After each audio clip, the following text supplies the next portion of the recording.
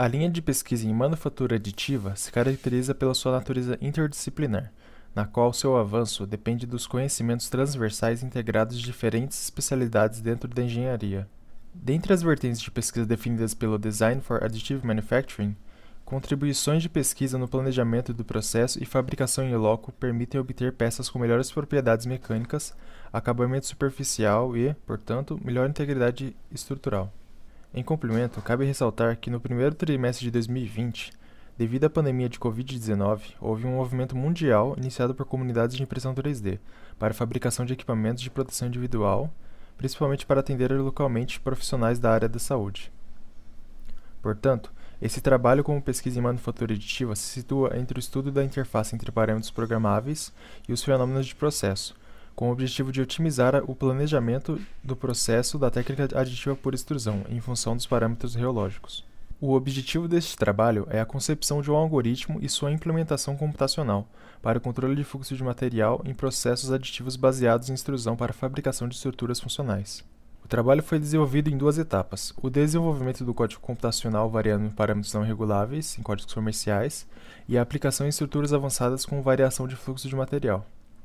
Os métodos utilizados compreenderam a revisão do equacionamento de fluxo de material e a elaboração de um algoritmo de fatiamento. A variação de fluxo depositado resultou em regiões de densidade heterogênea, com aplicações diretas em peças do tipo SnapFit. A implementação do código foi feita em Python. Os parâmetros básicos de impressão tiveram a configuração de uma variável para o fluxo de material, permitindo sua alteração dentro de uma mesma camada, diferente do observado em softwares comerciais atuais. A localização das regiões de fluxo diferenciado é feita por meio de operações booleanas de sobreposição das áreas de fatiamento. Para a impressão dos corpos de prova, foi utilizada a impressora 3D marca 7-3D modelo AIP-A3. A implementação computacional do algoritmo foi executada contemplando a importação dos objetos tridimensionais até o fatiamento de regiões heterogêneas. A importação de objetos tridimensionais no formato STL foi feita através da biblioteca Trimesh. O arquivo STL é lido, em seguida os atributos de tamanho e posição do objeto são usados para o centralizar na mesa de impressão e adequar o sistema de coordenadas ao algoritmo.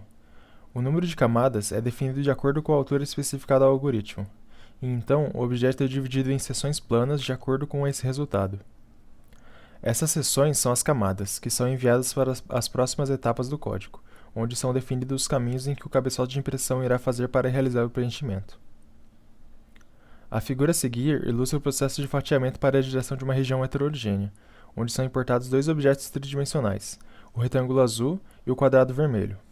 Nota-se que na região de intersecção entre os objetos será configurada uma quantidade de material depositada diferente do restante do retângulo azul.